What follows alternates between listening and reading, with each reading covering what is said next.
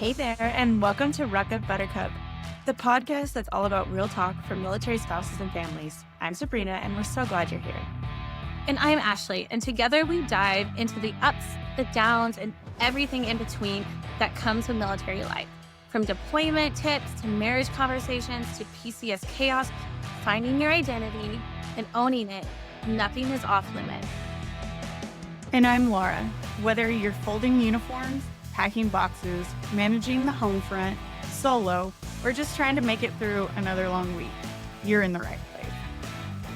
Here on Ruck Up Buttercup, we share real stories, honest conversation, and practical support for military families. We talk about the hard stuff, the hopeful stuff, and everything in between. Because military life is anything but one size fits all. This is a space to feel seen, supported, and reminded that you're never alone in this journey. So lace up those boots, lift your chin, and let's ruck up Buttercup. Military life doesn't define us. We rise in. You can also hear us on Read Across America Radio on Women in Media Wednesdays at 11 p.m. See you there. Hey everyone, welcome back to another episode of Ruck Up Buttercup. We are halfway through season 6, which is kind of blowing my mind. I feel like this year went by really fast, but we have a special guest with us, a dear friend of mine, and she's been on the podcast before, but the last time she was on, it was to talk about something very crazy happening in the military community. This time we're kind of bringing it back a little bit, more of a girl chat, talking about some tips and tricks that are affecting a lot of you right now. But first, we're going to learn a little bit about this amazing woman. She does so much for the military community. Isabelle, welcome back to the show, my friend. Hi, Ashley. Thank you so much for having me back. I really appreciate the invite. Very cool. So me and Isabelle have gotten to do a lot together this year. We've gotten to do the MilSpouse of the Year, which Isabelle ended up being. She's got her shirt on today. I should have worn mine. She was the Army military. She beat me. Well deserved. She beat me in getting the Army Military Spouse of the Year. But she has been doing so many more things. She is the CEO of Logas, which is a military moving company, and she's going to tell us a little bit about that here in a minute. And that's kind of the theme of today's episode, is all about PCSing and how to set yourself up for success in a very chaotic time frame for a lot of families. But first, let's learn a little bit about Isabelle. So Isabelle, you're not only a military spouse, but you are also a veteran and the CEO of a military-run company. Tell us a little bit about how your journey started and why you started Logas to begin with. Sure. So first, I just want to be clear. So I am the president of Logas. President, I'm sorry. It's totally okay. Wendy Way, who is also MilSpouse veteran, she is the CEO, and I cannot tell you, she's amazing, and she's been. I have never even talked to Wendy, and I'm like, she's amazing. Like, she's totally amazing. She's just there. She's such a good cheerleader, and I literally was like, I have yet to get on a call with Wendy. Yeah, you've got, like, you'll meet her at MIC. Yes, I'm so excited. Like, one of the reasons why I'm excited to go to MIC is just to get to meet people that I've been communicating with online for so long in person, and to finally give them a big squeeze. Because, I mean, that's what's really beautiful about the military community, is you get to make friendships with individuals that you've never met before, but then when you get to meet them, it's just like, you've known each other your whole life. I mean, that's how I felt with you. Like, we had conversations for years, and then when you came up, what was it, March? Yeah, I stayed at your house. Like, we never met in person, and it was like, hey, and it's like, and like your mom even was like, hey. I know, my mom was visiting. Yeah, it feels like family. It totally feels like family. And that's what I do. That's why I do what I do, is because military can be your second family, or your family, your found family, if you don't have that family connection in a bloodline aspect. So 100%. I love that for everybody. Yeah, and we're like always, we are rolling stones. And so, like, I literally have a friend here today, like, visiting. We met when we were in the same unit in Germany, deployed to Iraq. He was actually the XO of the battalion. I was one of the lieutenants, and then just stayed in contact throughout the years. And then of course Facebook helped open that up to, hey, how you doing? I got out a long time ago. Life is going like really well. What's going on with you? Yeah. So again, it's that family that you make along the way. And I can't tell you, like, there's some people in my life that I cherish. Absolutely. Wendy, one of them, like, she is my sister from another mister that the Army gave me, basically.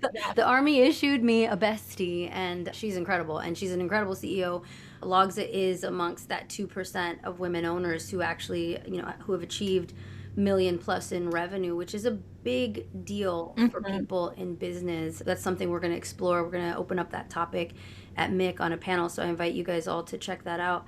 But yeah, so what I do is, as the president of Logsa, is keep figuring out where the additional revenue lines are. Wendy is the CEO and running Logsa MilMoves and making sure that everything in that military moving space is running really well. We had our first, some of you guys saw it, we had our first big provider disappointment this season. And so when we talk about tips and tricks, we'll talk a little bit about that. I do that, and I also run a company in Mexico called Guerrero Leather. And the purpose of that company is to create employment opportunity in Mexico. When people look at the border, and we can have all kinds of political discussions about what's happening at the border, but when you look at the border, the thing that I see predominantly is that people get trafficked across that border every single day, and that trafficking comes at a cost, and the biggest cost is the loss of life. If you didn't grow up on the border, you don't understand the weight of that, but literally people die every day crossing that border. That's one. And then two, it's a business, right? Crossing human beings is a business. It's a nasty, dark business.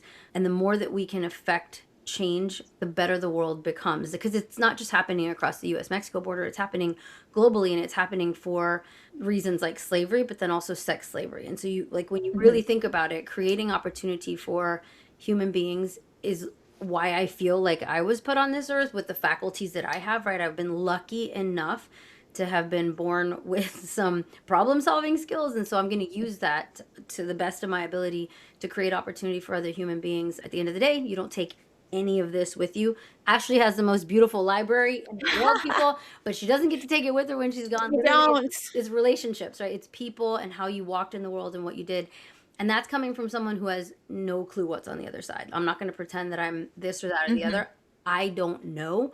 So the best I can do is the best I can do for the human beings that I'm surrounded by right now. And so, so Logsa, president of Logsa, and then I run Guerrero Leather, which also exists to help veterans, to help organizations fundraise. Ashley and I were just talking about, we were just talking about it. Yeah, like what could we do to help her fundraise? And for us, it's product. A lot of folks these days want to see a product, like rather than just something tangible. They want something tangible in return. They want to hold something. And that's been the big success of my friend Joanna and her sister with fundraiser blankets, right? It's just people want to hold things, but they want to fundraise for their organizations. So if you haven't checked them out, Joanna's sitting on our panel at MIC too.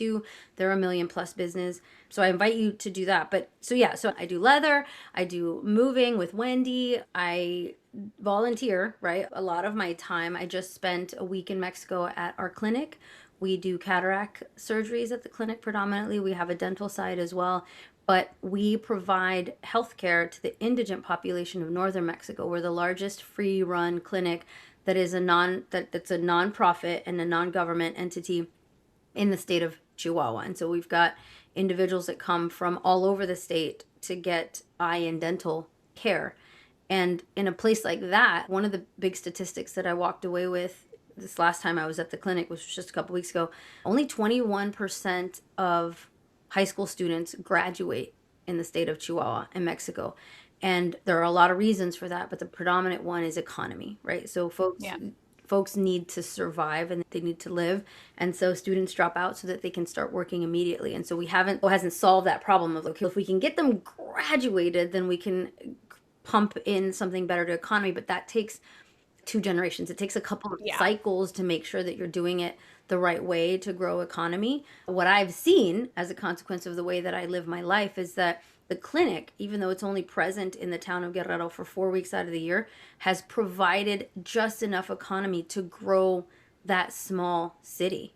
As the population has grown, businesses have grown, opportunity has grown for individuals in that town. And so when you get to witness something over the course of a generation, right, you deeply understand how long it's going to take. It's going to take that second generation. So we've got volunteers who were in high school 10 years ago who are coming back as doctors, as nurses, paramedics, working for the Red Cross. You get to see that in real time. And so, yeah, those are all the things that I do. And I would offer as advice to anyone listening is that stay the course, right? Find your project, your passion, and then stay the course, because it literally takes time. Nothing is overnight. Yep. Hitting that revenue number that less than 2% of women owners hit, that took 4 years. And it takes 4 years of hard work and a lot of sweat equity, but it's doable. I know. Isabel's my voice of reasoning when it comes to this, because I'm always kind of like, we're struggling so much. And she's like, just keep going. That's it. And I'm like, thank you. And so, yeah. And like I told you guys, she's amazing. She does so many amazing things, but she's also an amazing cheerleader. Like, she's the biggest hype person.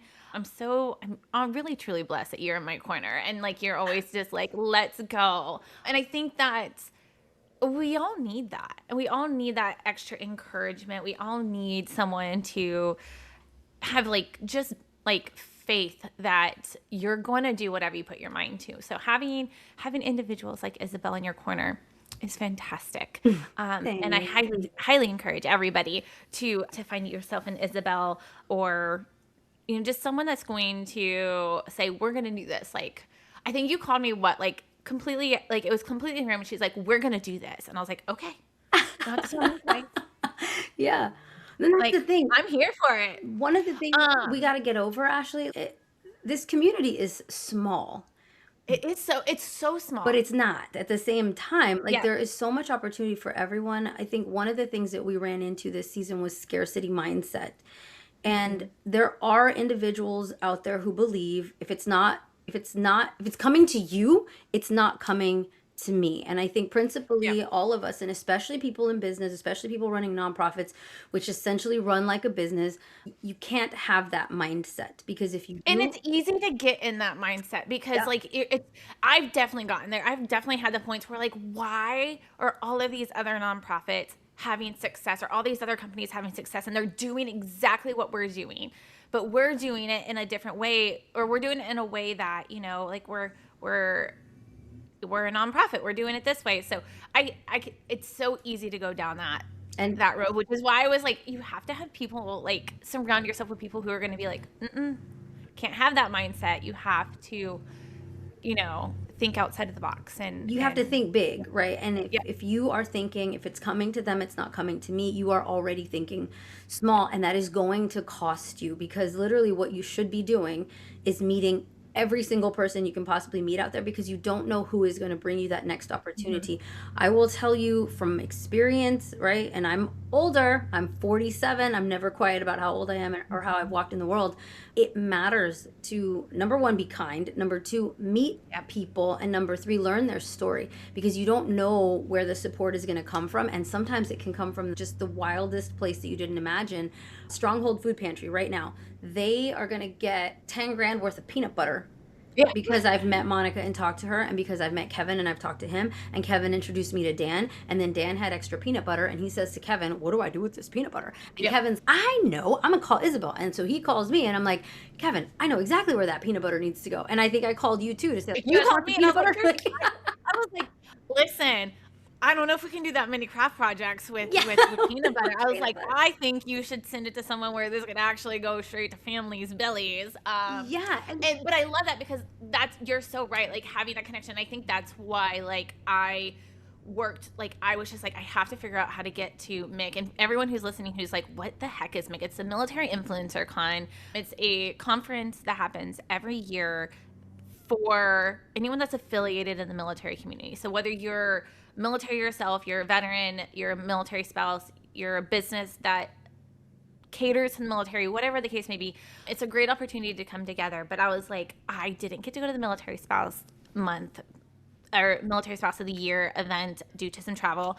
So I was like, I'm going to go. Like, I have to figure out how to get here, just because I was like, just getting in to talk to more people in this space is so important. And I think that getting in and finding all those connections will help you go. And this is not even just like if you're running a nonprofit. Like, this is a perfect thing to do if you're starting a business. If you're listening to your military spouse and you're starting a business, you have no idea where it's going to go. I had one of my spouse friends here. She runs a coffee shop, and she's like, "Should I go?" I was like, "Yeah." I was like, "I'm going. Let's go together. Like, let's just go see what it's like. Like, this may be nothing for you, but this may open up some doors for you. So when you move, you can bring the business with you, or whatever the case may be." But Or you make connections. Does she make her own coffee? Is she roasting her own beans? I don't know if she roasts her own beans or if she uses a military company, but she has like this, like, she went from doing it out of her home to having a store on installation, all the different things. Her first year, and now we'll probably have her on the podcast for those who are listening to kind of go through how to operate a military spouse business on installation. She's got some great tips and tricks on how she did that. Stuff people want to know. And then she can meet the founder, CEO of Dope Coffee, who is a veteran, like that's a veteran Black-owned business. It's a great opportunity. Making great coffee. Yeah, and the coffee's pretty dope. I'm not going to lie. Yeah.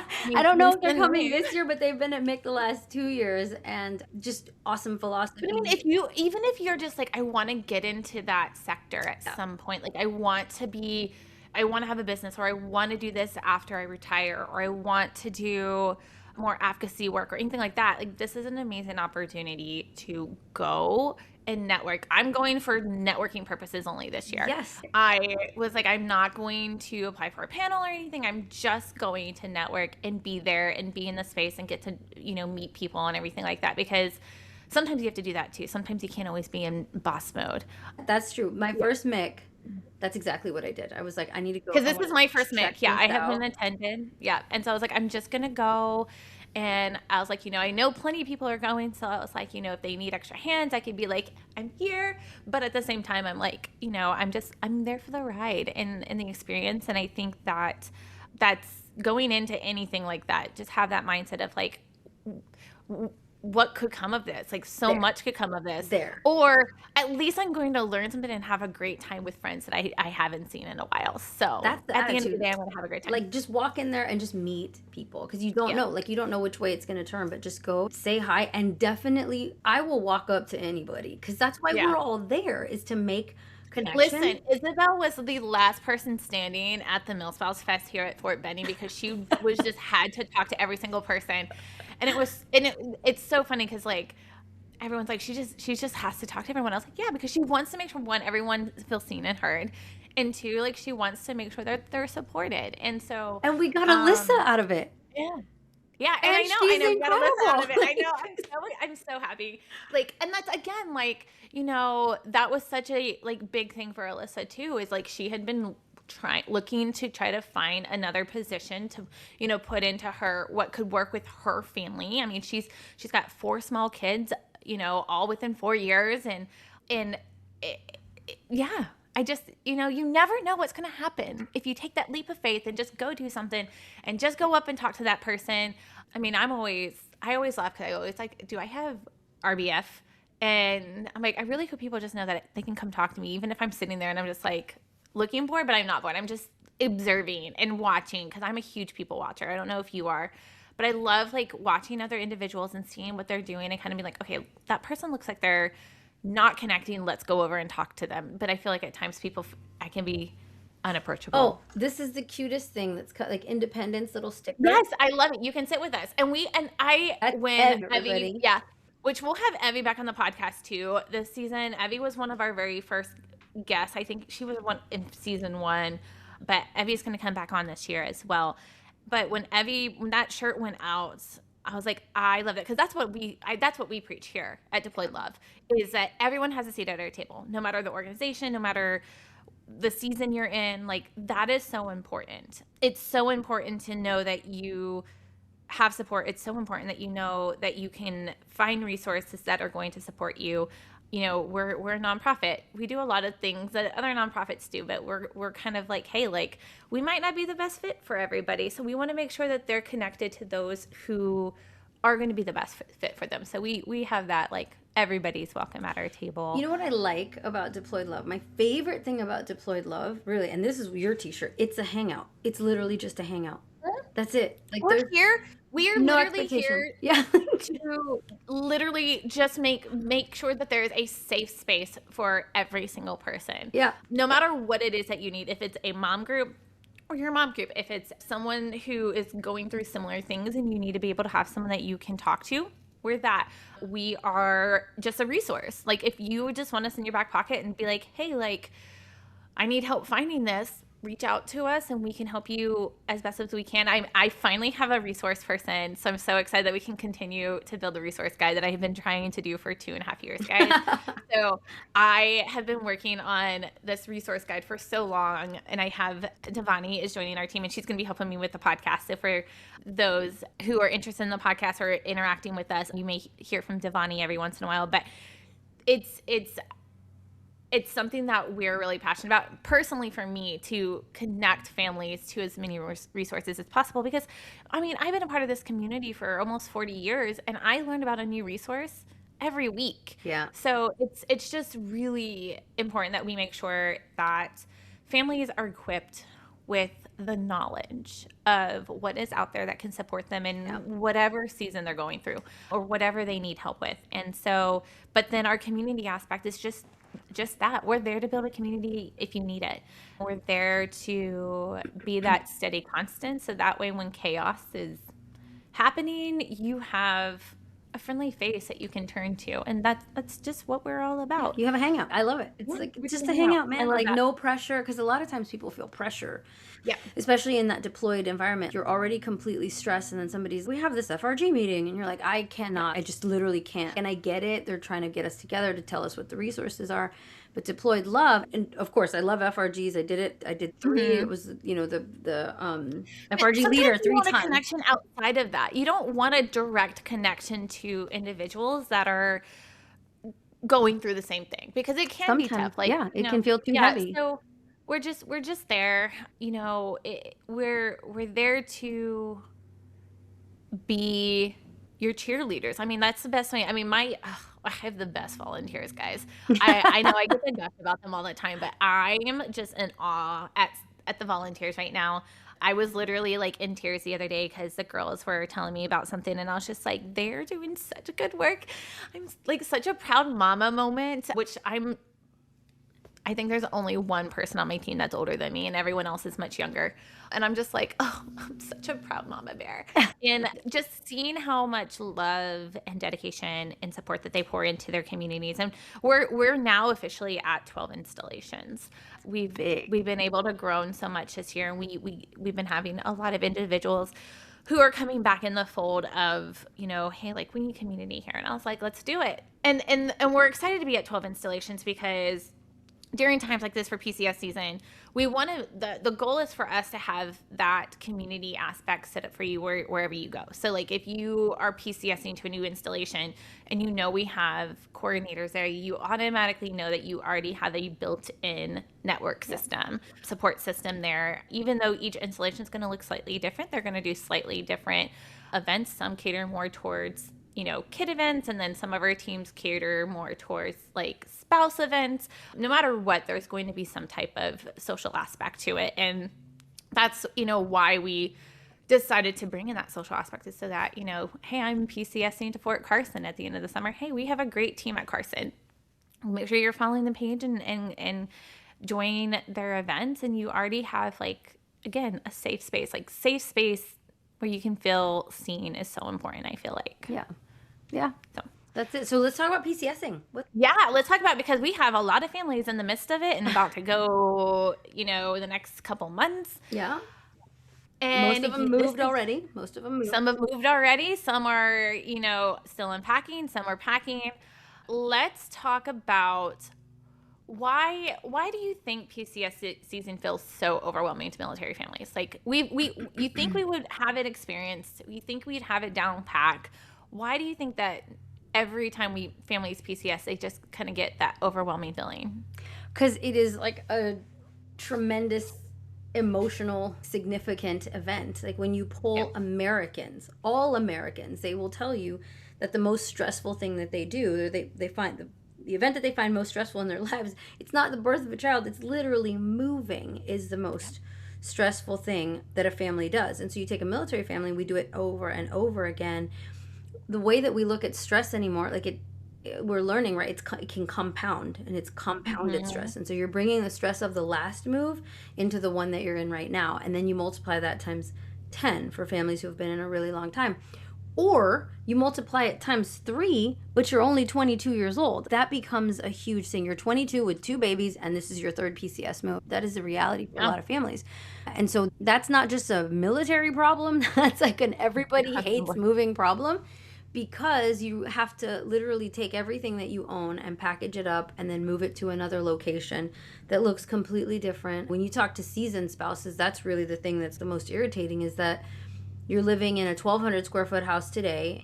They give you a 2,000 square foot house at the next location, and then you look around and you're like, golly, it looks really sad in here. So like finding where everything fits, you go buy more stuff, right? Well, You're like, I gotta put more. I do it. My house looks sad. You know, this room has 4 windows, and I have to go buy 4 new curtains. And then what am I doing with these old curtains? And then what happens, Ashley, is you get orders to the next place, right? You get orders back to Bragg, and Bragg is very limited, right? We've got a large installation.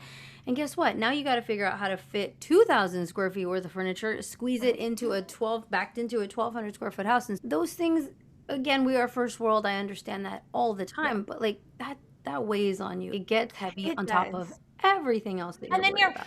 On top of that, like, okay, which schools are my kids are going to go to? Like, where should we,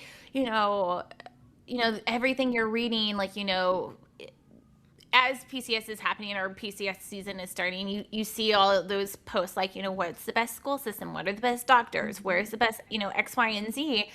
And that for me has been the most overwhelming part for our recent moves, just because my kids are older, so you want to make sure that they're in a for me, middle school and high school are schools that you should really look at. Like elementary school, I'm a firm believer that you can make any school work as long as you're homeschooled. active. Yeah, like who knows all the things I missed, like teaching my kids. But they're doing okay, and that's because I paid attention. Exactly what you said. I paid attention to the high school. So for me, the high school choice. For me, exactly like what you just said, like the number one decision that had to be made when we moved and the kids were in high school was the school, right? And then it was the commute for Pete. And then it was the house. So like I didn't go house shopping first. I went school shopping, and then I developed my radius. And then after I figured out what the radius was, find the bus, like Pentagon, right? So it's like he's not driving that. That's a hellacious drive every day. Worst traffic, I'm convinced, in the world now, because I drive to Mexico and it is in Northern Virginia. It's horrendous. But then it was figure out where the bus stops are. And then it was find the very first rental that we could find that was in the radius near the bus stop, and landed on this like little townhome that was beautiful for us. It was on a little lake, but it was 3 small stories. And the funniest thing about that townhouse is that Peter's a big dude. Peter could not fit shoulder to shoulder through the master bedroom bath door. He had to turn sideways to march into the bathroom. It's freaking hilarious to me, but like people don't, I think sometimes folks forget that. And so we have families who live way out, like in all these areas, because they want a big house. But you're right. What matters most for your family is like the outcome for me. Okay, everybody's priorities are different. Well, you right? have to decide, like, as a family, what's important to you. Like, That's it. We've always lived off installation. As much as I love the house we're living in right now, I kind of wish we were a little closer to town, since we're in town quite a bit, and it's a 35 to 40 minute drive to most places in town. Yeah. And it's going to be a pretty far commute for Jeremy, most likely, too, because he'll be on the opposite side of the installation. But he personally would rather have that longer commute than live closer to installation or on installation. So we've always had to make that conversation of where we're going to go. We live an hour from Bragg. 52 minutes. We live in Aberdeen, and it was school choice. So this time our daughter's off at college, and our son, we said, okay, you get to decide. We're going to tell you what the radius is, and then we're going to take you to all the schools, and you get to decide. And number one, that helped with the stress level for teens, right? Because moving is hard for teens too. It is. And so I can attest. That helped him feel like he had some semblance of control, because he's our only teen left. And again, that's our priority, is the school. He saw the track. We'd driven to all the other schools near Bragg, and then he saw the track at Pinecrest, and he was like, they have a brand new track. It's an 8-lane track. This is what I need. Like, just all the things, right? This is what I want. Or maybe it's 6. I don't remember how many lanes, but for him, it was important. And he's now a 2-time All-American in track, right? Like it worked out. And sometimes you have to make those like sacrifices, like, okay, yeah, we're going to live further out, things like that.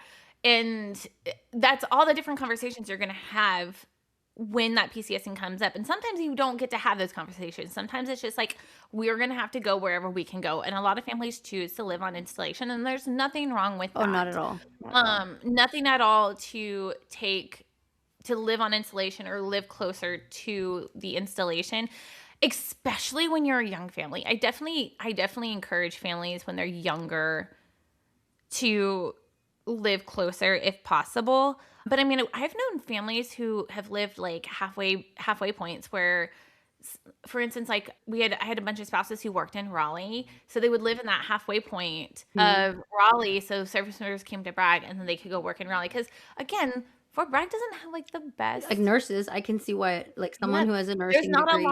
There's not a lot of job opportunities there. No. I mean, I didn't even do anything in my field when I graduated college because there was nothing the local, like the closest jobs I could get was Raleigh. And I was like, I am not commuting to Raleigh, not doing it. So I was like, I'll just work right now. And then next PCS, we'll figure that out. And then of course I never did anything with my degree because, but I think that having those different emotions are valid. Like all of our families go through the range. I feel like you go through all the Ages of grief.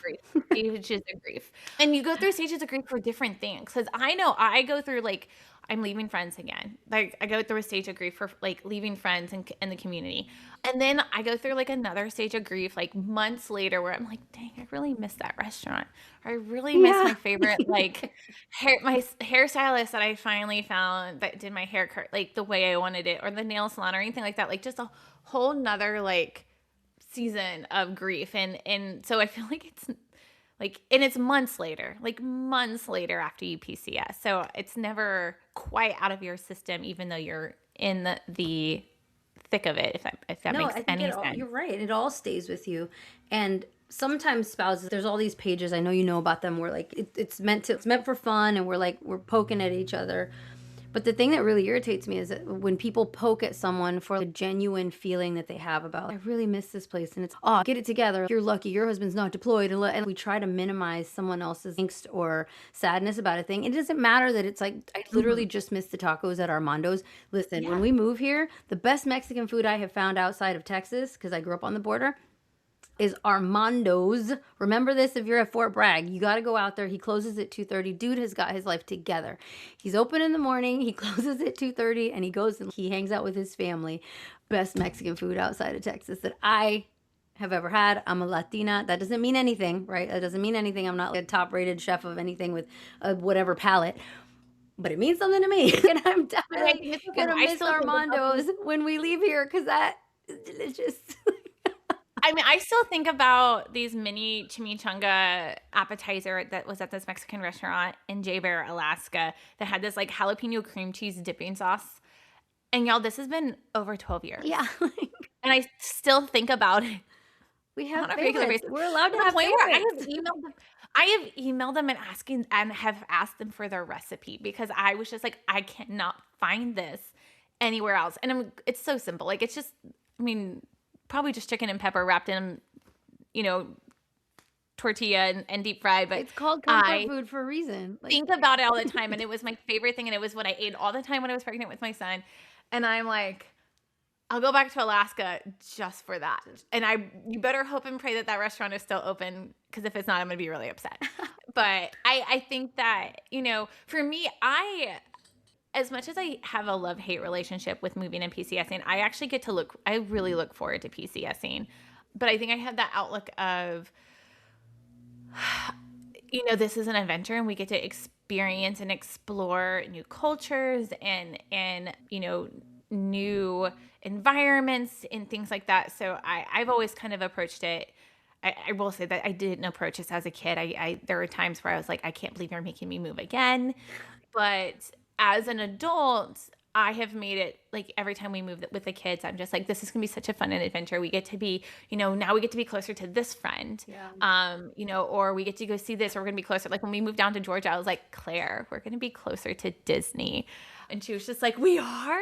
And I was like, yeah, I mean, we're probably not going to go to Disney like right away, but maybe, we can make that happen. And we're only 6 hours now compared to like 12. And that's a great And tip. so, It's making yeah, magic for the family. For us, like we're a yeah. sports family, right? And so it was like these are the opportunities for Audra. It was like these are the opportunities outside of swim because we lost swim Mhm. from COVID. The America kept going, but Korea shut down, and so like her swim quote unquote career, like it came to a halt essentially. And she discovered rowing, and now she's got what she wanted. She's a D1 athlete at big school. She rows for Temple. She's on a rowing scholarship and an ROTC scholarship at Temple. So it's making that magic. Hey, we don't have this anymore, but there's other opportunities. And she discovered rowing on her own, and that was just some friendly military kid who was like, Mhm. "Hey, you're tall enough and you look strong enough. Let me talk to you. Let's do Like, it. let me talk to you Yeah. about joining." He rows at West Point. That kiddo who recruited her is a rower on the West Point team. But yeah, making magic, and that's what we did for our son. The magic for him was like, you get to choose, son. You pick your school and then we'll find a house. And it was not easy. There wasn't Yeah. much to rent out here. We ended up in Aberdeen because, again, for me, it's school then commute. So it was like, what is the closest we can get to the, like literally doing the math of the map. And I figured out how to get him as close to Bragg and still inside the That's Pinecrest cool. boundary because there's Union Pines, another school, but Pinecrest. And then he just lucked into 3 other runners who are incredible. And then that he ended up on that relay team. He runs hurdles predominantly, but ended up on that relay team. And the magic work the magic, and the magic will work back. Like, Yeah, and I think that can make your PCS season just a little bit more tolerable. Like if you can look at the not the silver lining, because sometimes like people are like, I hate when people just like look at the silver lining, but don't go into a PCS with a negative mindset. Like if you go and look and just dread. only look at the negative, you're going to have a negative experience. You're going to have a negative outlook on your new location, everything like that. So like make sure you give it a chance. Like, get settled in, explore your new home. We always do when we move. I always kind of do like leading up to our PCS, at least with me for the kids, like to get them excited about, what are other things that we can do in the area that like once we get unpacked and get set up, we can go do. And it's, we'll look at, local museums, if Yeah. there's a zoo, if there's theme parks, if there's, what's in a few hour driving range. Struck a nerve. I'm going to be so honest with you all, right? Because again, I'm older. We're on the backside. We're on the downslide here. Let me be so for real. Your kids pick up on any of those anxieties and any of that negative energy. And I will tell you, you can do 100 positive things a day for a person. You do one negative thing, what do they remember? They're going to remember that That's what negative our thing. brains remember. So we had a great time in Korea, but I was so angry about the housing situation when we went back for his battalion command there. I was angry because I'm not going to lie. I was so excited. I'm an ultra extrovert. I was super excited about hosting FRG coffees and having everyone over to the house. And then when we land and I found out that the plan that we had been told when we were there the first time was that they were building all this new housing and you weren't going to get a house, but you were going to get a duplex and it had a little bit more room and at least a yard. We get back to Korea and the Corps had somehow whatever, and they end up putting all the staffers in those homes. And so I wasn't just pissed. I was livid. I was like, this is not right. Number one, we are tasked with providing experience for the families that are like in these battalions, and literally they shove all the battalion commanders in the towers. I was mad about it, really mad about it. And I was not vocal. I was incredibly vocal about the fact that this is, can I say it? This is bullshit. Yeah, it's bullshit. Like bullshit. we're the ones slogging. Like these are your line company commanders. I was so fudging mad. And my poor husband is like, I don't know what to do with this because he has nothing to do with it. He didn't make these decisions, right? And no one in his chain of command has made these decisions. It was just the Corps saying we can't have colonels in the towers if the colonels have to be in the duplexes, even though they're all staffers at this point. And I'm like, no, those whatever. I was so mad. And my daughter picked up on that. And although I don't give in to feelings of regret. I definitely wish, because my dad taught me that's a waste, but I definitely wish that I had done that differently and that I had just swallowed some of that and just dealt with it, because it wasn't going to change the outcome. We were going to end up in that tower no matter what. And I had to find workarounds for like how to do coffees and things with families and stuff like that. And we eventually figured it out. We went through COVID anyway. Like all of that was a bust. But pay attention to your mindset. That's another tip, is pay attention to your mindset through it all if you have small children, because they will latch on to those feelings. And whether you like it or not, the statistics show that your brain at those ages, from like 0 to 6, they used to say, and now they're saying it's 0 to 9, that your brain at those ages is picking up every little detail, and it's determining how you're going to walk in the world for the rest of your life. And so you can do some tinkering and you can adjust some things as you get older, but really it's those primary years. And I was a crab. I was being a crab about housing, and I wasn't quiet about it. And so my daughter will, again, had tons of adventures, tons of really cool stuff, but she'll bring up the fact like, oh yeah, you hated living in Korea. I didn't hate living in Korea. I hated living I just in did that moment. the Yeah. tower apartment. But again, you do I mean, 100 things right for it's someone one day, you do one bad, and it's like, that's what they're going to remember. yeah, And it's so I important to wish, say that because like we had the same similar experience in when we were in Virginia because we, Jeremy was, told he was going to be an instructor at Virginia Military or not Virginia. I always keep saying VMI. That's where he went to school, but at Virginia Tech. And so we, we get up there, we find a house within like a 20-minute commute from the campus. He goes to sign in after we already have our house and everything. After we move, we get up there, everything, thing like that. And they're like, oh, yeah, well, we gave your spot to somebody else. So you're going to actually be at Radford University, which was a 50-minute commute. And I was livid because I was like, the whole reason we took this assignment was to have more time with you because, the previous 2.5 years he did 3 back-to-back 2-hour rapid activations.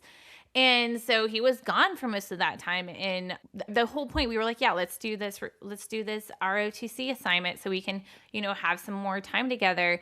And he was gone just as much as he was as a first sergeant during, those rapid activations because he was commuting over an hour away. There was times where he was leaving at 3 a.m. because he would have to get there for their PT stuff at 4 a.m. because they had Ranger Challenge PT is earlier than normal PT. I was on the Ranger Challenge team. Yep. Because they had to do it before classes and everything like that. And then of course, like, because there's students and stuff like that, like they couldn't be as like strict as they would be, during basic training. So something that would take probably an hour during basic training was like a 3-hour ordeal. Yeah. And so they would just have to do it earlier. And I was so mad. So mad. And the kids will say like, they'll talk about it. He did get to transfer. The first year he did at Radford, and the second year he did go over to Virginia Tech. But it was just one of those things where I was just like, sometimes, I always had the mindset of don't go with the expectations of things are going to be exactly as told. Like there's always that possibility of the unexpected. Military life, especially now, I feel like there is so much unexpectedness happening. Like you could be like, hey, like you're going to a unit that is not on rotation or anything like that, but then a rapid activation happens and you're spun up for whatever reason. There's no new normal. There's no normal. No. And I'll tell you, there's no normal. There is so much fluctuation in the budgets right now. Like, so basically like we're doing a lot of this that don't expect on the other side of a PCS for everything to be exactly as it was briefed. I think we've never, or like what you've been told by other spouses. I see it all the time, especially here because we're at Benny and it's a trade act installation. You have all these different schools, but we have drill sergeants and stuff, and I see all the time like what's life like for drill, and I'm like, why do you guys keep asking this question? Different for everybody. It's going to change every so often because, my friend's husband is a drill right now. And his first, I don't want to say like 9 months here, it was a constant, like, you're getting in a class, you're getting in a class, you're getting in a class, you're getting in a class. But nothing happened because it kept on getting pushed back and pushed back and pushed back. And kind of was just in this limbo state and everything. And so I think that, just go in with the mindset of things may change once you get there and they're going to really suck. I get it. Trust. Like things are, you're don't going let your to kids in on the suck. Yeah. Let them live their magical little life.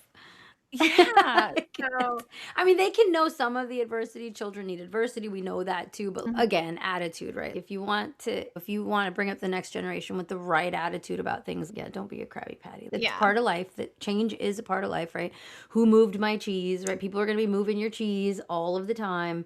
But before, I don't want to run out of time without giving you some tips. PCS tips. Let's get some tips and tricks. Okay, so while we're leading up to PCS season, what are some important tips and tricks that you can tell our families when they're starting to prep for PCS. So what are some things that they can do? How can they go, you can probably dive in a little bit about like, can families choose their own moving companies? What are some things that, families can feel a little bit more involved with the PCS? Because I think some families also feel very detached from that. They feel like they don't have a lot of control over what happened, especially spouses, because they're told to move, everything like that. What are some tips and tricks to help them kind of navigate that emotion and prep to PCS? Okay, so the emotion side is going with the right attitude. Your attitude is everything, right? All of the time. And so understand that this is a season of moving, people are moving your cheese all around and everywhere. But number two, you are 100% in control. And if any TMO tries to tell you that you're not, you have a regulation to back you, right? You can absolutely choose your own mover and you can detach your budget. In other words, take your budget out of the system and go and find your own mover. Now, with that, I will tell you that you do have to be really careful about selecting your own mover. There are movers who are brick and mortar movers, right? Those are going to be your more local companies, and they have carrier authority, so they can actually move goods over the highways with authority. And then you have brokers. Now, contrary to the narrative in the military space, not all brokers are bad. I will say that. Logs and MilMoves, as it exists, has broker authority, but we operate as move managers, and you've got a lot of brokers who operate as move managers as well. That means that we have the authority to put together the move for you.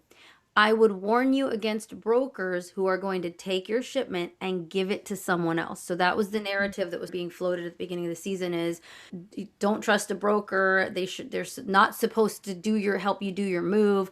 That was like a direct accusation of us. Logs should take the job and hand it to someone else and be done. Yeah. That's not how we operate. A good broker is going to hold your hand the entire way. So think of your insurance broker, think of your real estate broker, right?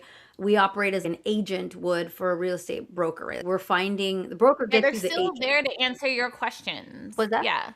They're still there. Like you're not like, oh, here's a job, and then you never hear from them again. Logs That's is a bad there broker. to Like answer according to questions. me, that's Yeah. a bad broker. Yeah. Because they're going to charge a fee. A lot of times when you look at these, and if the contract is really crazy and nebulous and it's got a billion things and then they're adding and taking away and subtracting and there's a parentheses here and all this stuff that isn't just like cost, deposit, the rest of the cost. If you see the word booking fee, I would go somewhere else because the booking fee means that the broker is going to keep that, and then boom, he has sold your move. He's also sold it. He sold it to like several people for 15, 20, up to $100 a pop, and then you guys go and finish landing it. And then you're getting all the millions of phone calls. If you've got that kind of stuff happening, that's a bad deal. Do not go on the internet and put your contact information on any page that's asking for things, right? Origin, zip code, destination, zip code, your phone number, and your email. If that's all they want in the beginning, just stay away. That's literally one of the internet farms where they're just grabbing leads and they're going to sell that lead 10 times. And then that's why you're getting a million calls because every single one of those people paid $15 for the lead and they're all trying to land you on the move. And a lot of times, like in that broker space, you're going to get a broker who's going to charge you a booking fee. They're going to sell the move. Someone else picks it up. They're like, I'm your mover. The broker opened up the window to like, it's going to only cost you $3,000 to move from Texas to California. I'll tell you right now, shenanigans. Nobody is paying all that fuel and all the labor and the packing and the whatever to get, even if it's just a small load, 5,000 pounds. That's not enough money. Not even to just like pack you, load you, and unload you and drive you. Whoever's doing it is underwater. So what's going to happen is your stuff's going to get loaded onto that truck. It's going to make its way to California, and then they're going to call and say, we're not unloading until you pay the remainder of the balance, which is another $3,000. And then you're like, wait a second, but I paid the It's a whole mess. Yeah. So the number one tip is you do have control. You can download your budget. Then you have to be really careful and discerning about where you go with that money and how you're booking a move. You don't have to move with us, but we will look up a mover for you and let you know, hey, you're safe here or you're not safe here. And then what we can do is also provide you with, here's our price quote. And what you're going to get from Logza is a fair market rate. We are not the most expensive. We are not the cheapest by a mile, but I will tell you what the fair rate is so that when you're out there and you're comparing, you're going, if it is like less than half of what we've quoted you, it's not real. You can't trust that stuff. Unless you're doing the move yourself. So here's your next tip, right? So good movers, they're going to cost money. The next tip is that if you want to go out and do the work yourself, in other words, you want to book your transportation, which you can do now. You can use ABF, you can use SDs, you can use U-Haul pods, you can just rent a U-Haul truck and do the labor yourself. If you're a family who is looking to make a deposit on a new home or fix, we had one family that we actually did their move at cost because they busted a water pipe, and we helped them out. We're like, you know what, we're going to help you this season, cover your water pipe. We thought that would buy us loyalty. It did not, but they went and did their own move. But there are ways that you can book all the pieces on your own and then end up with a good move on the other side if you're the one controlling it. But remember, that comes at a cost, right? So if you're the one that's actually packing yourself up, like, you've got to go out and source your material. Yeah, it's all up front. Like, you won't have those funds until afterwards. So like if a Diddy move, I don't even know if they call They that. call it a if it's still PPM called now. a Diddy. It's a permit. I was gonna say, I don't even think it's a Diddy move anymore. It's a procured move. Yeah, you have to, start planning that. Like, as soon as you get to your next location, if you know you're going to do it for your next one. Yeah. Because it's all going to be out of pocket. Until you get reimbursed. Until you get reimbursed. That is correct. And, you still have to fall in that allotment of what your, like, max is for your family size and everything like that. So I always kind of tell people that too, because sometimes they're just like, oh, well, we have like a lot of stuff, a really heavy stuff. And I'm like, well, just know that, if you're over poundage, they're only going to cover what they would have actually covered. Moved.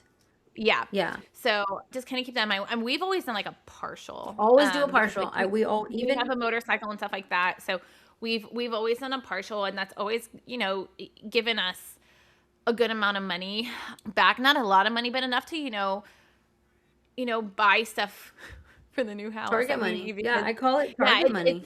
It's whatever the case may be. I think we bought like a new TV when we got here because ours was actually damaged in the move. And we bought a new couch because we knew we would need a new couch when we moved. So we sold our couch before we moved here. And so like we were able to do all that kind of stuff. But at the end of the day, like it's definitely something that you have to really think about if you're going to do it. Yeah. On your own, for sure. It's not easy. I will tell you, some families have decided they're going to do it, and then they come back to us like the next time they move, and they're like, okay, yeah, that was fun.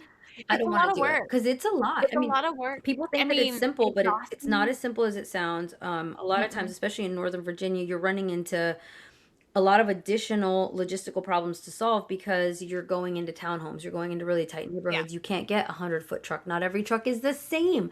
Let me tell you, when it comes to problem solving, like if you love problem solving, get into moving because it's literally problem after problem because you think you've got it all solved, and then the communication lines, the power lines have a minimum height.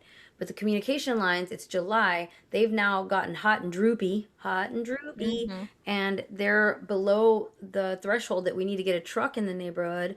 And so now it's knock that thing down or figure out how to, like, sometimes we'll have a crew that's literally holding it up with a broom. Not what you want, it's not ideal, but you'll do it. Sometimes you don't have the ability to even do that. The line is just way too low. And so then it's what you thought was going to be just simple, get in and out, turns into what's called a shuttle. And now you've got a shuttle.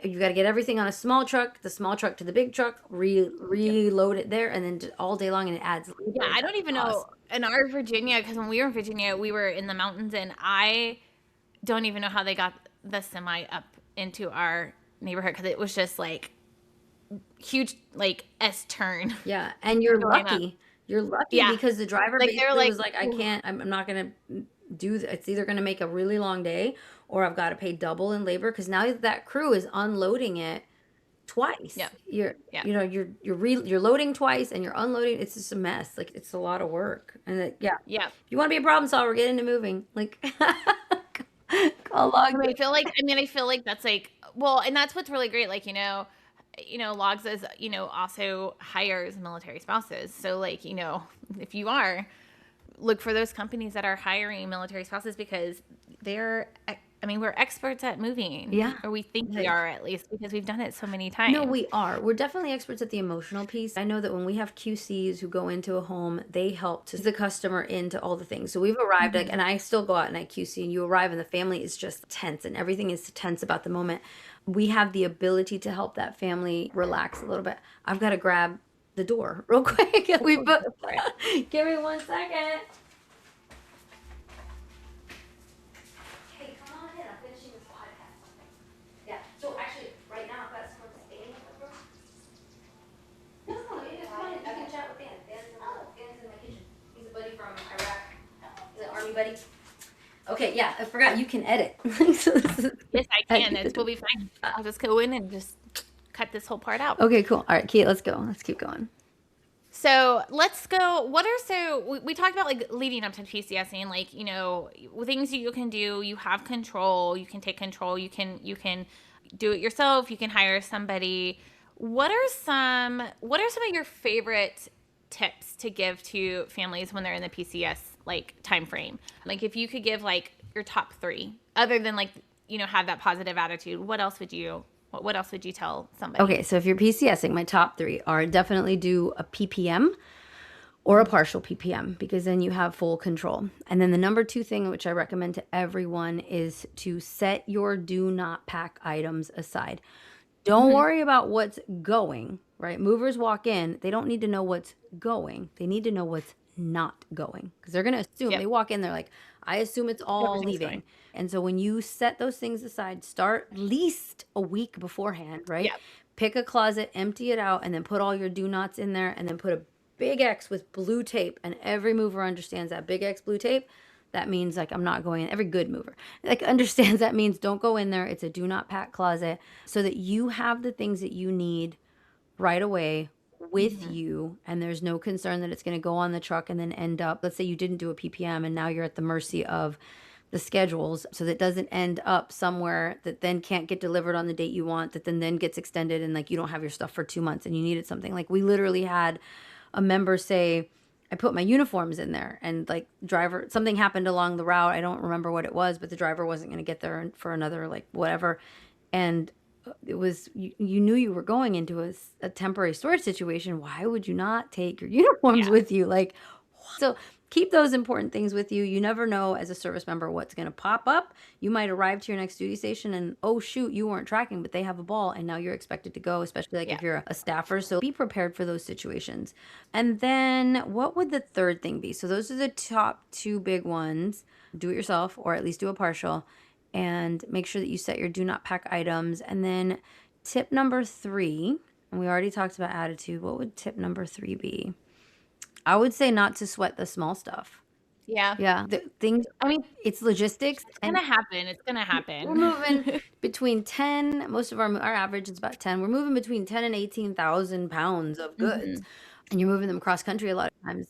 Don't sweat the small things. Stuff is always going to happen if you go in there with the right attitude and you treat your movers well, if they're good movers, right?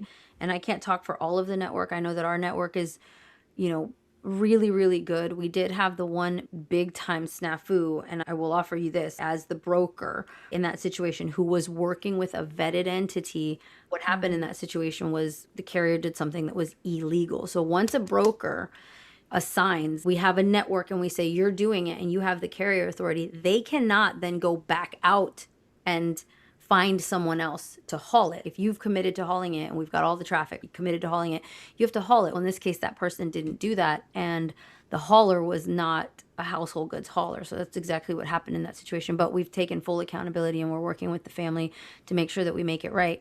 That's not a small thing. That's a big thing. Yeah, definitely they're sweating that. But when it comes to, we had this one was interesting to me.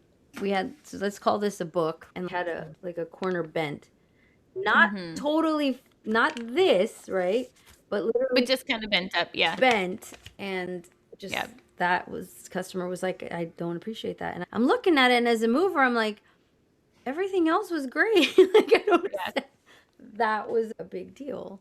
And we have to be okay with that as movers. I have to be okay with that because that's that family situation. But I will tell you, like, when we have just literally stayed up till midnight, we get calls at midnight. Wendy's been fielding all kinds of stuff. It can sometimes feel a little bit, to us on the other side, if you want to know the truth, it can feel like a punch in the gut when it's like we did everything we could to readjust your dates and then that's the thing that's not going to get us the review. Well, and I think as military families, I have the mindset that something's going to be broken every single time. Like when we moved here, they literally dropped, like literally watched the person, like it just fell out of his hands. Like not on purpose. He wasn't handling it. It just was something heavy. He didn't realize like it was wrapped in a blanket. Didn't realize like It slipped what it out. was. Yeah. Dropped the drill press on the ground. And we're just both like, cool. And he kind of just looked at me, like looked at us like, oh my God. We're like, dude, it's fine. Like my expectations is as a military family, statistically, every single time you move, things are going to break. Things are going to get, something may be missing, something may not have gotten packed right. I mean, I always think it's fun. I get kind of tickled when I watch some packers and the way they pack things, and I'll open up stuff and I'm like, how did this even get in this box? Like it wasn't even in the room that the rest of the stuff was sometimes. And so you can have that control. So like for my books, like if you're watching this, you can see I have really Nice books. nice Absolutely. and I packed my books. I didn't close the boxes, but I individually I bought a bunch of bubble wrap. I individually wrapped my books. I put celiac packs in it. I actually didn't even put the books on. There was one in our trailer because we were only moving from Virginia to Georgia. So I was like, babe, can we put all the books on You know what? the U-Haul? You've helped me with tip number 3. Tip number 3 is for those things, those non-negotiables, things that you really care You can about. tell them to be like really careful. Like I Well, want this extra package. Just take them I have a yourself. piece of Just furniture. partial them with you. Get Yeah. a little trailer and just keep those things that are just completely sentimental. I get that you can't But take a even rocking things chair. that you can't come with you. So like I have this antique furniture that has bubbled glass. Yeah. So like if it gets broken, there's really no way to replace it. They just don't make it the way it is nowadays. And so it is literally the only thing that I take every person over to and I go, I want this like triple wrapped. Please don't let this glass break. Like it is so important to me. This is my grandmother's, and they always take extra care in it. And they're probably looking at me side-eyed going like, girl, that looks so ugly. Because it needs to be like refinished and stuff, but it's like. But it's important to you. Yeah. It's important. Advocate for But those like things. if I move overseas, like it's not going with me. Like I know that, if you have pieces that you are really attached to, like if we move overseas, I probably won't take my book collection with me. Yeah. It will probably go in a U-Haul and I'll drive it to my parents. I mean, if we're on the East Coast at that time. And just know this, if you do that, guys, don't spend money out of your own pocket to non-temp store your things. You have entitlements for non-temp storage, meaning it's not temporary. It's not storage in transit. It's going to be stored for a long time. That's what non-temporary means, which why they name it that, non-temp, versus why not just name it long-term storage? You have entitlements for that thing. But yeah, tip number 3, I'm glad you brought all that up. That would be tip number 3, is advocate for that which is most important for you, whether that means you're going to partially move, you're going to do the partial PPM and move that stuff for yourself, or you're just going to be with the crew and say, look, listen, when we're talking about non-negotiables in this house, it's this pile right here. Please get this done right. And then if you see that it's not being packaged correctly, or if it's not something that would survive a move, raise a red flag. Call TMO. Just make sure somebody's in there advocating for you. If you're working through DPS, if you've hired your own movers, typically when you're paying out of pocket, those moves they should end up slightly better, unless you ended up with a broker. That's a different situation. With a bad broker, remember, because we are technically, that's what we are, but we operate as move managers. We don't ever let go of your hand. We're with you in the beginning, all the way through the claims process. That's the logs way of doing it, because everyone else out here, every mover, even the big van lines who do have trucks, operate some of their moves in that capacity, because not everyone can operate all over America. We literally rely on a network of movers, and some of the movers in my network, our network, mine and Wendy's network, they're the same movers that exist in the big van line networks. We have the same, we're using the same drivers a lot of times.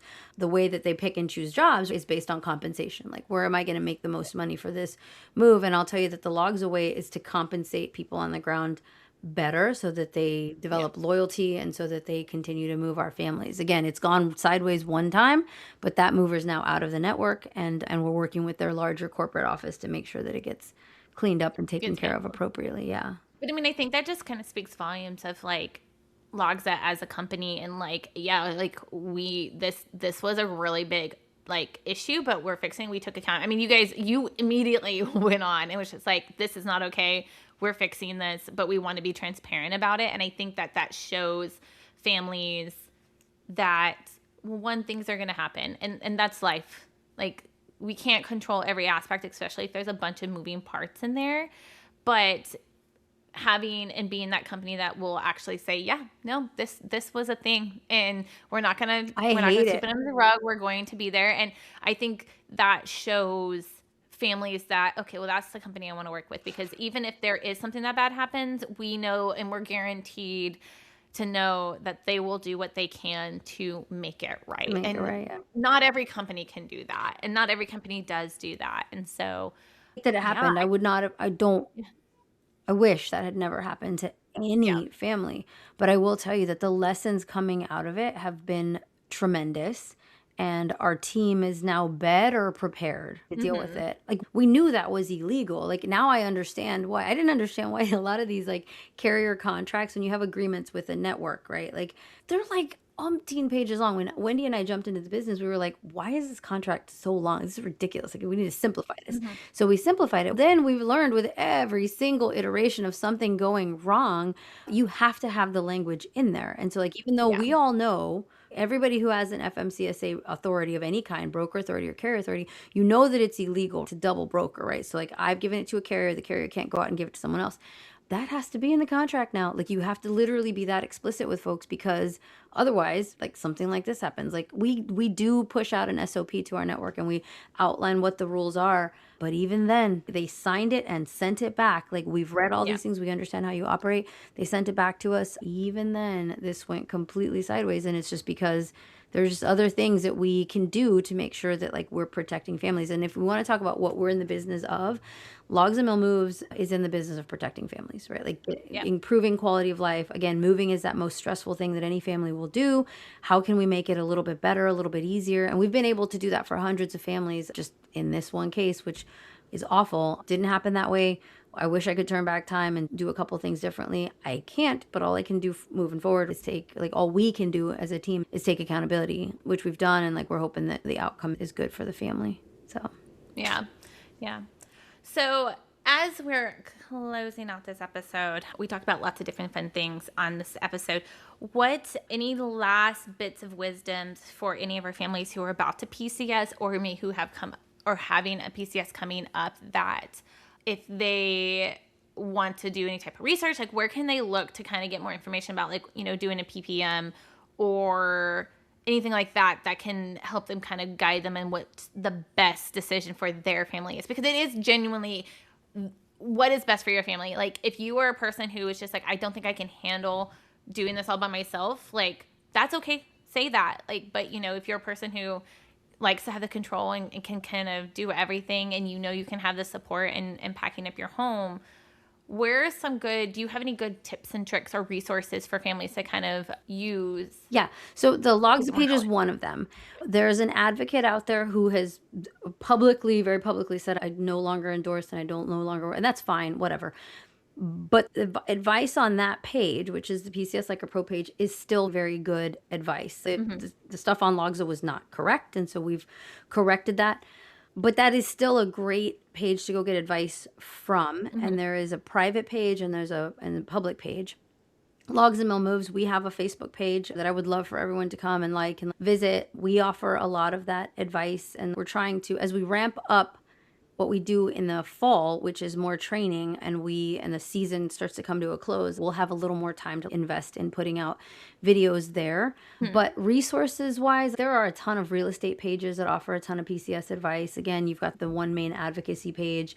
Again, there was a very public thing about Logza, which whatever, but definitely there's still good advice to be had there on that page. So I won't take away from that. Tips and tricks. I think we've gone over the biggest ones. I think that reaching out to your gaining unit, if you do have an FRG or if there is a deployed love branch there, that's probably the biggest thing, is making sure that as soon as you land, there's some type of connection for the things that you're going to need immediately.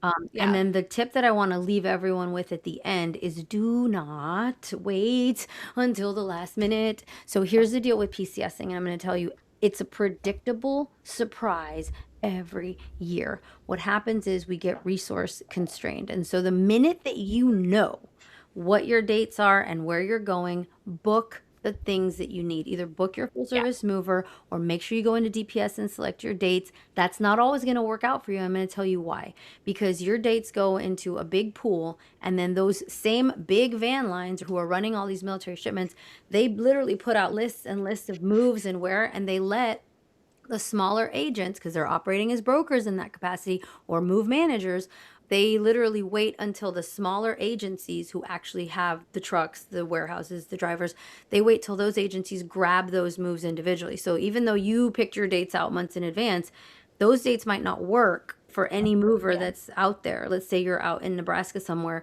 You literally got to wait on that list, on that, basically it's called a giveaway list, until a driver goes, yep, that one works for me. I'm going to grab it because I can tie it to whatever else I'm doing out here. So sometimes that doesn't always work. But don't wait till the last minute, because those resources get strained, right? Talk to me the first week in June. That is a nightmare week for every mover out in the system. That's in the commercial space or the military space. Think about when other people are moving too, like everyone else in the US who's changing apartments, leaving their schools.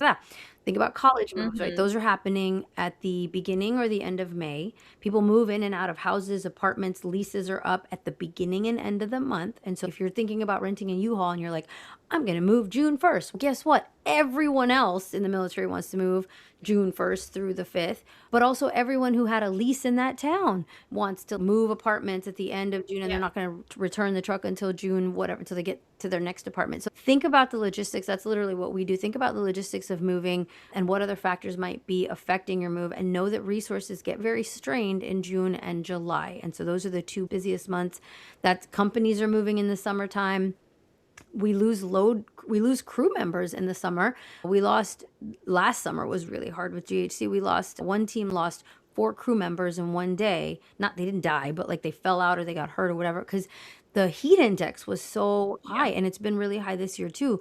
You might end up with a move that happened to us on one of our moves that got shuffled around because literally the team who was coming to do it lost 2 team members the day before due to heat injury. And so it's like, there's a ton of logistics that happens behind it. If you wait till the last minute, you're just asking to have a lot more problems with your move. And so as soon as you can book it, and then make sure that you are keeping up with whoever it is that's moving you, even if that's just in the DPS system. If you've elected to move through the DPS system, just pay attention and don't wait until it becomes a 5-alarm fire. Get it? Some of you folks don't have a choice in that. You get orders late. That's happened to us before. But as much as you can control in that space, try to control what you can in terms of your timeline. Exactly. I mean, I feel like that's a great way to end this, is like, control what you can control and don't sweat the things that you can't control. Like, at the end of the day, like you won't be able to, so there's no reason to kind of stress about it and put yourself in more of a state that is just not going to be good for your well-being. So you obviously, like I always kind of say, any type of event, PCSing, deployments, any transition period is really stressful on families. And so make sure you take care of yourself. Go and, get your nails done for one last time before you leave, and have some self-care. Self-care is so important. Plan, goodbye dinners, things like that. Like, those are things that, even though are really sad, I look forward to getting to do, like the last one thing. But our military community is small. It's big, small. Like, it's so hard to explain. But, that when I moved to Benning, I was so excited. I was like, one of my really good friends from Bragg was stationed here. She got here a little over like 10 months before I did. And I was just so excited that I was like, oh, I have a good friend here. And, we don't see each other as often as we did when we were at Bragg. Like, we've definitely transitioned into different things, but at the end of the day, like, it's so nice to have a friend here. And so, it was really exciting to, as soon as I got here, we were able to connect and go to dinner. But, as I was leaving, like, I had girls' night out with my girls at my last location, and it was just so fun. And, just do the things to make sure you take care of yourself. If that is, I mean, the last 2 times we moved, I have literally driven my kids to either my parents or my in-laws. I mean, we've been very fortunate to be Close. within Yeah. 8 hours of them for the last couple moves. They live in North Carolina and South Carolina. So we've been at Bragg, Virginia, now in Georgia. So we've been close. So during the time that we've had movers, taking that stress off of me of having to deal with the kids going like, I'm bored and I have nothing to do, or them being in the way, I've sent them to my parents or my in-laws, and that has been a huge relief on a lot of mental load for me. But I know that's not always going to be the case, and that's not always the case for everyone else. But find the things that are going to kind of relieve that stress a little bit. Yeah. If that is, using your network and saying, hey, can you keep the kids for a couple hours while the movers are here? So that way they're, doing stuff. But then, or it's a perfect opportunity to do like games or an activity with your kids. Cause I mean, you don't have to be actively doing anything while the movers are there. If you have movers there that are moving, you can just kind of be there if they have questions, but like, that's it. You should, honestly, movers really do like it when you just hang back. Let us know what we need to know, but then like definitely, and don't have the kids running around in the spaces because it's unsafe. Well, it's unsafe, but it also costs time. And again, when we're talking about weather, like weather is the biggest factor that we consider in June and July.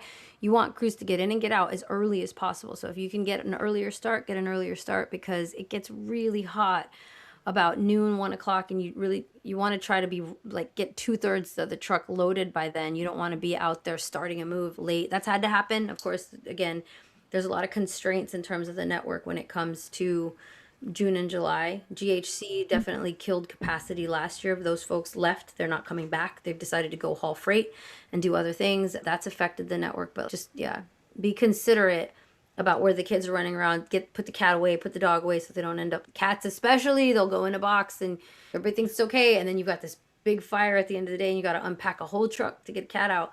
When it's your responsibility, I'm going to tell you to lock the cat up. Right. You can't be roaming around when the movers are there. It just creates control what you can control. I mean, do your due diligence, make sure you have everything ready to go when the packers are there to pack everything. And then, if you, I mean, there's 2 of you, your service members should be able to be there with you when you're packing out. They're in that process. If you have the kids, then go, have one parent take them to go do something. I think we had one PCS where we had the kids and it wasn't something that I was able to take to my parents or to my in-laws, and I ended up just taking them to do a couple things in the morning. Like we did, we went to our favorite park, we went to have lunch, things like just to get them out of the house and out of the way. And Jeremy stayed there and was the person who kind of was there if they had questions and made sure everything was done. And so sometimes you're going to have to tag team it, and that's okay. Yeah. I got to run, Ashley. I have an appointment. Thank you so much. We always ask one last question for military spouses. What is one piece of advice that you give to either a seasoned spouse or new spouse, anything that you can share about military life? Talk to everybody and create a really healthy, vast network, because you never know how you're going to be able to connect people to people or how people are going to connect to you. People are life. At the end of the day, right? We are very social creatures as human beings. Yeah, just be friendly and talk to folks. It is everything. It's what carries you through all of it. And then people are what make life amazing and special and beautiful. And so connect with people every chance that you get, and then explore opportunities that give you those opportunities. Like coming to MIC. I hope to see everyone there. I try to invite every person that I think is amazing and cool to come, just so that you can just stay connected to really amazing, cool people who are doing things, who you want in your life, who you want to hang out with at the end of the day or sit around a campfire with. Yep. Community is so important, and that network is so important. So, I mean, that's why we do the podcast. That's why we do Deployed Love. So if you have not attended any of our events, you're at any of our installations, head over to our social media pages and see where we're at, and find your community, find that network, and build that resiliency through military life, because it can be unpredictable and chaotic, and you need that support. If anyone tells you, if you feel like you're like, I don't need the support, I hope that you really think about that and know that support in some form of another, whether it's professional, friendship, whatever the case may be, is going to make military life 20 times better, more enjoyable. The experiences will be great. So, our whole podcast is about, being there together and trekking through life. And that's why we always say ruck up buttercup, because you're not in it alone. We're here to do it alongside you, and we don't want you to be alone. We want you to feel seen and heard. And so we hope that you continue to come back. Isabelle, thank you so much for joining me today. I'm so excited that you got to come back on the podcast and got to share some more about your amazing work that you do. And we will share all of Isabelle's info in the show notes, so that way you guys can find all the things that she does and support in any way that you can. And then we will catch you guys next time. Yeah. Ruck up, buttercup. Thanks so much. Bye, everybody.